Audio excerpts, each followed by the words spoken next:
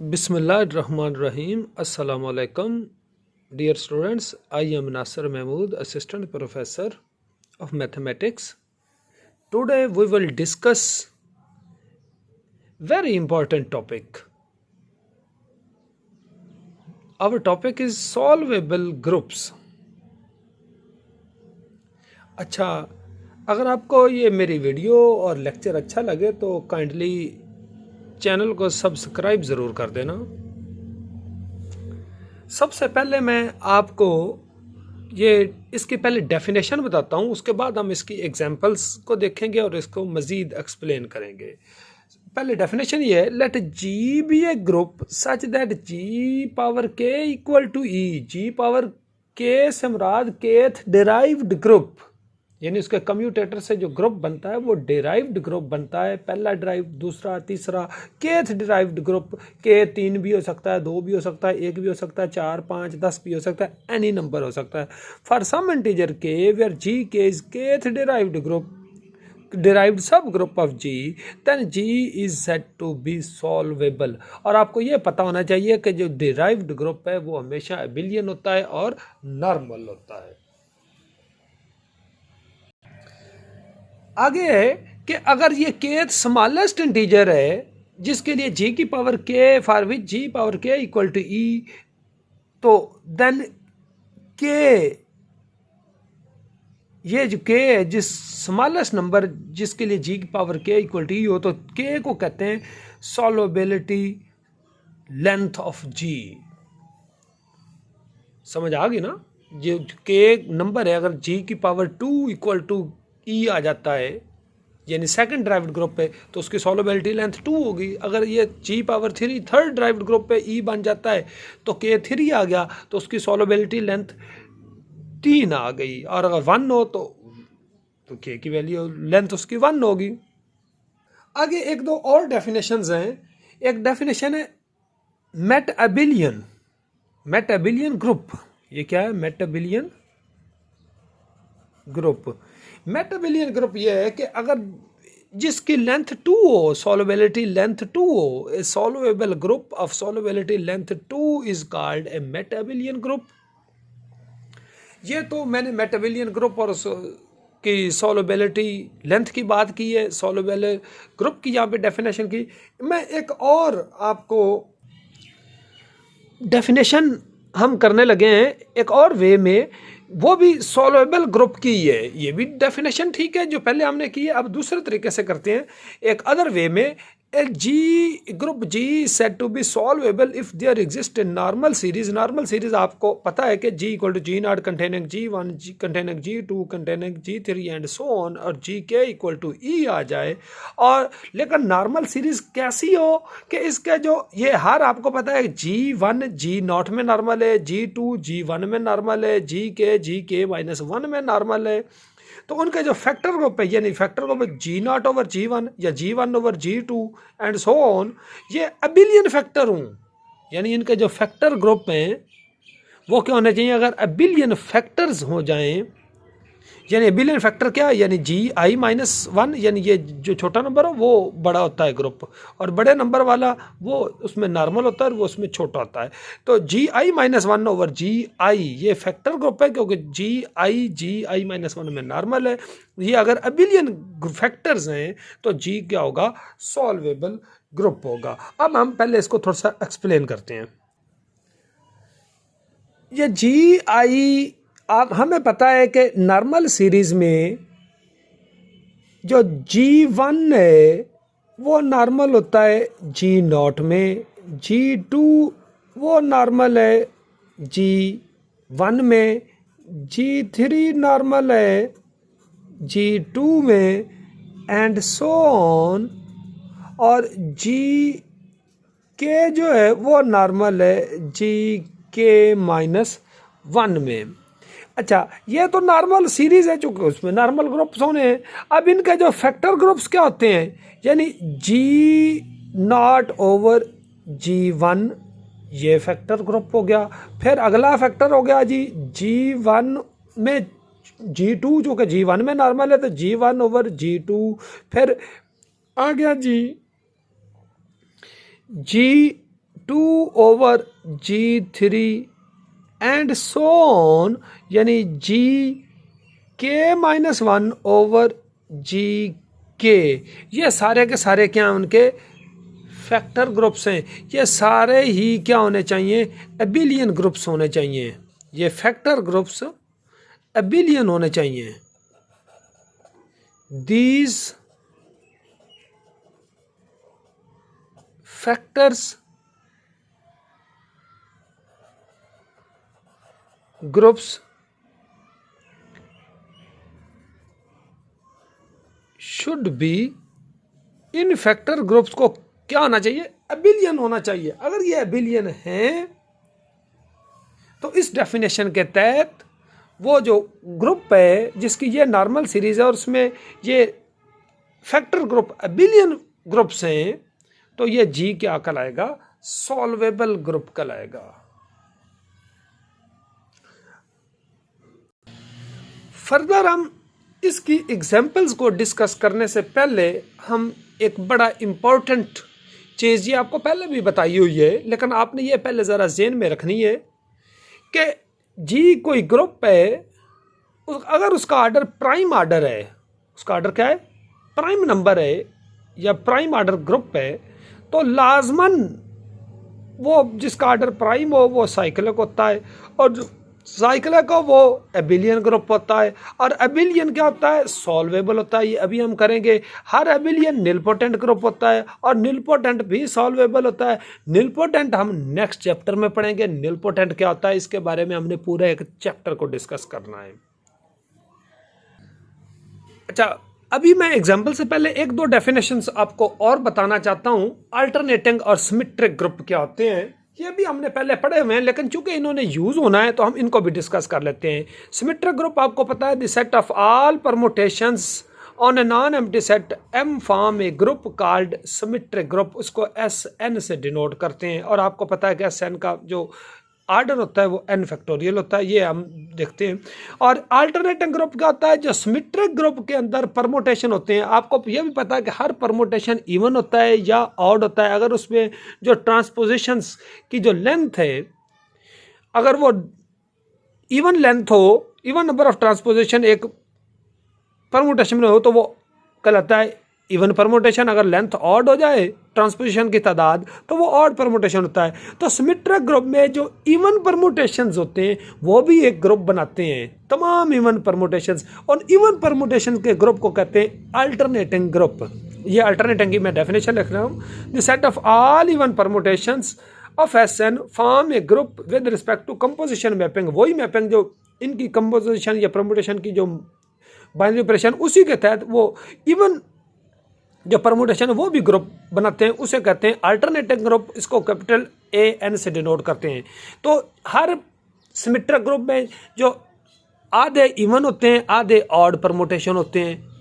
कितने होते हैं, अगर सिमेट्रिक ग्रुप के एलिमेंट्स की तादाद है 24, तो उसमें 12 होंगे इवन परमुटेशन, 12 ही ऑड होंगे। अगर सिमेट्रिक ग्रुप में 6 परमुटेशन है तो 3 इवन होंगे, 3 होंगे उसमें ऑड होंगे। तो सिमेट्रिक का ऑर्डर n फैक्टोरियल होता है। जो अल्टरनेटिंग ग्रुप होता है उसका में इवन होते हैं और हाफ होते हैं, तो उसका ऑर्डर हुआ n फैक्टोरियल ओवर 2। अच्छा, अब हम सॉल्वेबल की एग्जांपल्स देखते हैं और ग्रुप्स को सॉल्वेबल निकालने का तरीका देखते हैं। पहले तो हमने डेफिनेशन की थी, solvable, every abelian group is solvable. तो मैं ये आपको प्रूव कर देता हूँ कि कोई भी एबिलियन है तो वो सॉल्वेबल कैसे होगा। कि let G be an abelian group. तो अगर ये जी एबिलियन है तो उसमें तमाम एलिमेंट्स यानी X Y belongs to G, X Y equal to Y X. आपको पता है कि जी अगर एबिलियन है तो ये बराबर है एक्स वाई। मैं राइट साइड पे एक्स इन्वर्स से मल्टीप्लाई करूँगा तो ये एक्स ख़त्म हो जाएगा, इधर वाई रह जाएगा। और अगर मैं एक्स वाई एक्स इनवर्स, अब फिर राइट साइड पे वाई इनवर्स से मल्टीप्लाई करूँगा तो ये यहाँ पे क्या रह जाएगा, वाई ख़त्म हो जाएगा, ई रह जाएगा। और ये X Y X inverse Y inverse, ये आपको पता है कि ये होता है उसका कम्यूटेटर। क्या होता है? X Y commutator. ये ई आइडेंटिटी ग्रुप बना गया, यानी अबिलियन ग्रुप ने पहले ही, ये तो कम्यूटेटर से क्या बनता है, डिराइव्ड ग्रुप बनता है, जी डैश इक्वल टू ई, या जी की पावर एक डैश है, यानी जी की पावर 1 इक्वल टू ई। तो इसमें के आपका 1 आ गया। हर अबिलियन की सॉल्वेबिलिटी लेंथ क्या आई,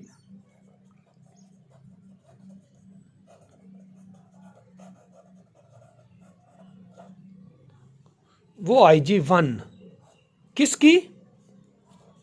फॉर अबिलियन ग्रुप्स।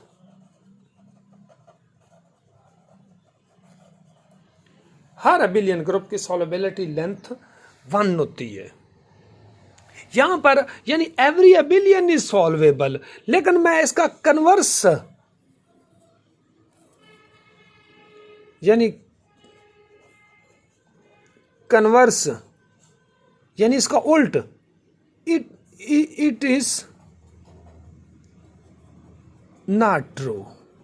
यानी कि अब आप कहें कि हर सॉल्वेबल एबिलियन है, वो नहीं है। अब हम सॉल्व देखेंगे कि S3 सॉल्वेबल है, यानी S3 is solvable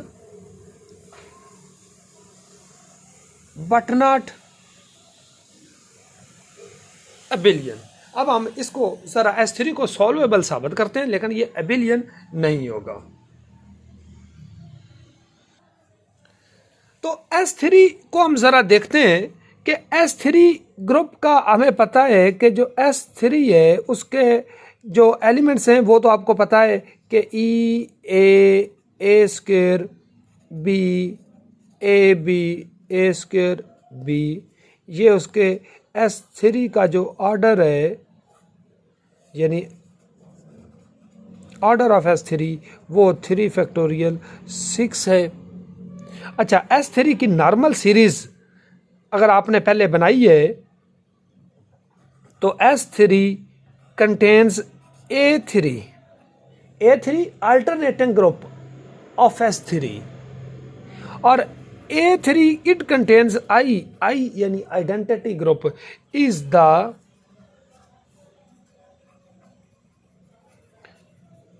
normal series of S3, यानी S3 की ये नॉर्मल सीरीज है। लेकिन हमें यह भी पता है कि S3 का ऑर्डर 6 है और ये नॉन अबिलियन ग्रुप है। ये क्या उसकी नॉर्मल सीरीज है। अब हमें ये तो पता है कि जो S3 है इसका जो ऑर्डर है वो 3 फैक्टोरियल क्या है, 6 है, 3 फैक्टोरियल 6। अच्छा, A3 इसका ऑर्डर यानी 3 फैक्टोरियल ओवर 2। अभी हमने बताया था कि an का ऑर्डर Sn के ऑर्डर का n फैक्टोरियल ओवर 2 है, क्योंकि Sn के आल परमुटेशन है, उसमें आधे इवन होते हैं आधे और होते हैं। तो ये 3 फैक्टोरियल 6 ओवर 2 उसका ऑर्डर आ गया जी। A3 का ऑर्डर क्या आया जी, 3। और आइडेंटिटी का ऑर्डर क्या होता है, वो होता ही 1 है। आइडेंटिटी में एक ही एलिमेंट होता है ई, आइडेंटिटी ग्रुप। अब हमें यह भी पता है कि ये नॉर्मल सीरीज है, A3 is normal in S3, और जो आइडेंटिटी है वो सभी में नॉर्मल होता है। आइडेंटिटी A3 में नॉर्मल है। आइडेंटिटी किस में? अब डेफिनेशन ये थी कि तमाम जो नॉर्मल इसके फैक्टर ग्रुप्स हैं, यानी S3 ओवर A3 और A3 दो ही बने ना, ओवर I, ये क्या होने चाहिए, एबिलियन होना चाहिए। ये क्या होने चाहिए, एबिलियन ग्रुप। अब हम देखते हैं कि ये एबिलियन है कि नहीं है। अब हमें पता है कि S3 का जो ऑर्डर है वो कितना है जी, 6। A3 का ऑर्डर कितना है, 3। तो S3 ओवर A3 ये जो फैक्टर ग्रुप है इसका ऑर्डर तो 2 रह गया ना, यानी ऑर्डर किसका, S3 ओवर A3 इस फैक्टर ग्रुप का जो आर्डर है वो 2 है, और जिसका आर्डर 2 हो, 2 प्राइम नंबर है, वो क्या होता है, साइक्लिक भी है और एबिलियन है। तो ये मतलब क्या हो गया, एबिलियन ग्रुप हो गया। क्या हो गया जी, एबिलियन ग्रुप। अब देखते हैं कि दूसरा इसका जो फैक्टर है यानी A3/I, A3 का आर्डर क्या है वो हमें पता है 3 है, आइडेंटिटी का 1 है। तो यानी जो फैक्टर ग्रुप है A3/I आइडेंटिटी, इसका आर्डर 3/1, 3 आ गया। 3 फिर प्राइम है, प्राइम साइक्लिक भी होता है और एबिलियन होता है। तो इसका मतलब A3/I ये भी क्या आया, एबिलियन ग्रुप हो गया। क्या हो गया, एबिलियन ग्रुप। तो S3 की जो नॉर्मल सीरीज आपने ये बनाई थी उसके सारे फैक्टर ग्रुप्स यानी वो क्या है, एबिलियन हो गए। इसका मतलब कि S3 इज सॉल्वेबल, यानी implies that S3 is solvable. अच्छा, नेक्स्ट एग्जांपल है G D4 dihedral group of order 4। ये भी नॉन एबिलियन है लेकिन ये भी सॉल्वेबल है। हम इसे सॉल्व करते हैं, यानी देखते हैं कि ये कैसे सॉल्वेबल, इसके ये एलिमेंट्स हैं। तो इसके दो तरीके, मैंने आपको दो डेफिनेशन बताई कि जी के इक्वल टू ई, या उसकी नॉर्मल सीरीज बना लें। अगर नॉर्मल सीरीज से भी इसको सॉल्व किया जा सकता है, इसको वैसे भी करते हैं कि उसके वो डेराइव्ड ग्रुप्स बना लेते हैं। मैं इसके डेराइव्ड ग्रुप बना के आपको सॉल्व कर देता हूँ, उसके बाद नॉर्मल सीरीज के तरीके से भी हम सॉल्व करेंगे। तो यानी इसका जो पहला डेराइव्ड ग्रुप है D4 का, वो उसका कम्यूटेटर यकीनन ये A B से जनरेट है। तो A B इसका कम्यूटेटर, ये अब मैं डेराइव्ड ग्रुप D4 का बनाने लगा हूँ। तो ये commutator A B A inverse B inverse होता है, A और B A इनवर्स। यहाँ पे आपको पता है कि A इनवर्स होता है A⁻3, B A इनवर्स जो है वो A B के बराबर भी है, और इधर B इनवर्स, ये B से B इनवर्स कट गया तो A स्क्वायर रह गया। ठीक हो गया। तो यानी जो पहला डिराइव्ड ग्रुप है वो आया G generated by A² such that A² का स्क्वायर इक्वल टू E। तो यानी उसके जो एलिमेंट्स पहले डिराइव्ड ग्रुप के आया E और A²। इसे आप ऐसे भी लिख सकते हैं कि 1 और A² भी लिख सकते हैं, E² भी ठीक है। ये G डैश आ गया। क्या आ गया जी, इसका पहला डिराइव्ड ग्रुप। अब सेकंड डिराइव्ड ग्रुप जो है G∬, वो आपने यहां से लेना है G1 से, इधर से नहीं। इसका ये आपका D था या G था, यहां से पहला डिराइव्ड ग्रुप आपका ये निकला। अब इसका जनरेटर, इसमें एलिमेंट 2 है। इसका जो कम्यूटेटर अगर आप बनाते हैं तो वो कैसे बनेगा, यानी फॉर G2 हम कंसीडर करेंगे ये 2 एलिमेंट्स, इनका कम्यूटेटर लेते हैं 1 और A²। तो आपको पता है कि 1 A² फिर 1 का इन्वर्स और A² का इन्वर्स। अच्छा जी, तो 1 से मल्टीप्लाई किया वो सेम आया। A² 1 का इन्वर्स भी 1 होता है, वो भी खत्म हो गया। A² का इन्वर्स वो भी आपको पता है कि A² का इन्वर्स वैसे A² ही होता है, क्योंकि A⁻4 आपको पता है इस ग्रुप में A⁻4 क्या है, वो E है। A² equal to E, A² का इन्वर्स भी A² ही आया, यानी A² का इन्वर्स भी क्या आया, A²। तो ये E बन गया। तो यानी जो G2 है सेकंड डिराइव्ड ग्रुप, ये डबल डैश मैंने डाला है, वो किसके इक्वल आ गया, E, यानी आइडेंटिटी ग्रुप। क्या आ गया, आइडेंटिटी ग्रुप।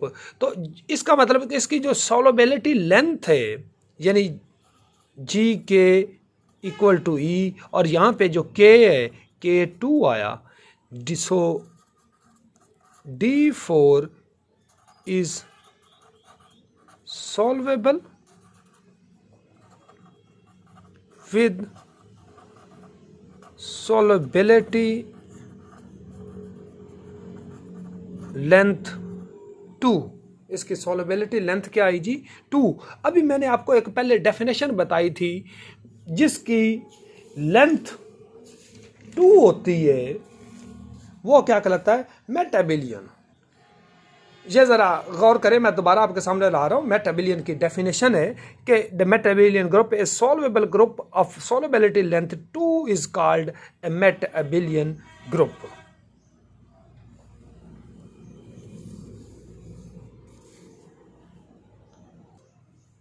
तो चूंकि ये D4 की लेंथ 2 आई, hence D4 is metabelian. Metabelian again देखें, D4 सॉल्वेबल है लेकिन ये अबिलियन नहीं है। Every abelian is solvable but every solvable is not abelian. इसके आप नॉर्मल सीरीज भी बना के सॉल्व कर सकते हैं। मैं इसकी नॉर्मल सीरीज आपको थोड़ी सी बता देता हूं कि D4, चलिए ये नॉर्मल सीरीज इसकी हम नेक्स्ट लेक्चर में देखेंगे, अभी फिर टाइम ज़्यादा हो जाना है। Thank you ji.